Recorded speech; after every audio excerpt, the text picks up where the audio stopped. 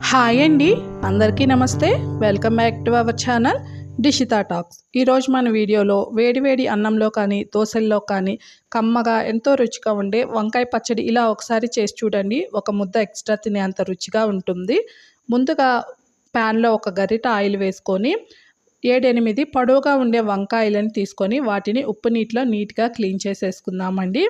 వాటిని వీడియోలో చూపిస్తున్న విధంగా కాస్త పొడవుగా కట్ చేసుకొని లో ఫ్లేమ్లో పెట్టుకొని వీటిని వేయించుకుంటే సరిపోతుంది. మనం కూర చేసుకునేటప్పుడులాగా ఉప్పు నీటిలో ముక్కల్ని వేయాల్సిన పని లేదు, జస్ట్ క్లీన్ చేసుకుంటే సరిపోతుంది.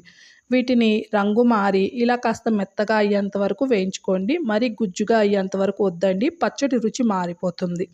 ఇప్పుడు ఇలా వేగిన వాటిని ముందుగా తీసి పక్కన పెట్టేసుకుందాము. ఇదే నూనెలో ఒక పెద్ద సైజు టొమాటోని ఇలా కాస్త పెద్దగా కట్ చేసుకొని లో ఫ్లేమ్లో వీటిని కూడాను మెత్తగా అయ్యేంత వరకు ఆయిల్లో మగ్గించుకుందాము. టొమాటోలు వేయాలి అన్నాము కదా అనేసి వంకాయలకి సమానంగా టొమాటోని తీసుకోవద్దండి. మనకి టొమాటో పచ్చడి తిన్న రుచి వస్తుంది. ఏదో రుచి కోసము ఒక టొమాటో మాత్రమే వేయాలి. ఇలా కలుపుతూ టొమాటోని కూడాను చక్కగా వేయించేసుకుందాము. ఇలా వేగిన టొమాటోని వంకాయని తీసుకున్న ప్లేట్లోకి తీసుకొని వీటిని చల్లార్చుకుందాము. ఇప్పుడు మరొక గరిట ఆయిల్ వేసేసుకొని దీంట్లో 7-8 వరకు పచ్చిమిర్చిని ఇలా తుంపి వేస్తున్నానండి.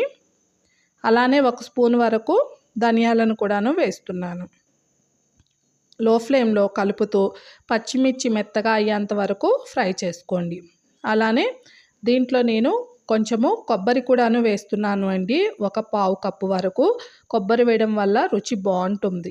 అలానే నేను ఇక్కడ తెల్ల పచ్చిమిర్చి తీసుకున్నానండి. దీంట్లో కారం కాస్త తక్కువగా ఉంటుంది. కొన్ని డార్క్ గ్రీన్ కలర్లో దొరుకుతాయి కదా, అవి కాస్త ఘాటుగా ఉంటాయి, చూసి వేసుకోండి. దీంట్లో మీకు నచ్చితే నువ్వులను కూడాను ఈ టైంలో వేసుకోవచ్చు. అలానే కాస్త కరివేపాకు, చిన్న నిమ్మకాయ సైజ్ అంత చింతపండు వేశాను.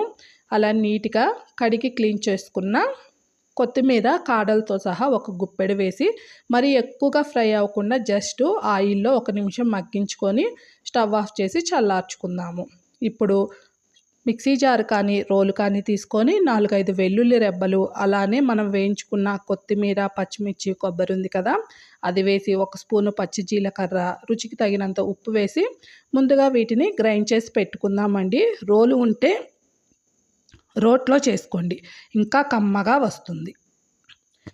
ఇప్పుడు దీంట్లో వంకాయలు, టొమాటోని వేసి మరీ మెత్తగా కాకుండా కచ్చా పిచ్చాగా, అంటే వంకాయ ముక్క కనిపించే విధంగా గ్రైండ్ చేసుకోండి. మరీ మెత్తగా గ్రైండ్ చేసామంటే మనం ఏ పచ్చడి తింటున్నామో కూడా తెలియదండి, అన్నీ ఒకే రకంగా అనిపిస్తూ ఉంటాయి.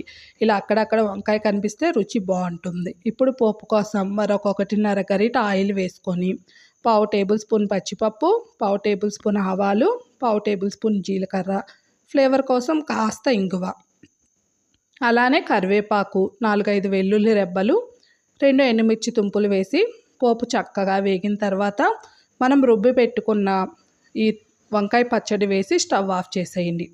ఈ పోపు మొత్తం పచ్చడికి పట్టే విధంగా ఇలా కలిపేసుకుందాము. చూడండి, ఎంతో రుచికరమైన వంకాయ పచ్చడి చాలా ఈజీగా చేసేసుకోవచ్చు. దీన్ని అన్నంలో తినే ముందు కొన్ని ఉల్లిపాయలను కలిపి వేసుకొని తింటే చాలా అద్భుతంగా ఉంటుంది. అలా అని ఉల్లిపాయల్ని పచ్చడి మొత్తంలో కలపకండి, పచ్చడి మొత్తం ఉల్లిపాయ వాసన వస్తుంది.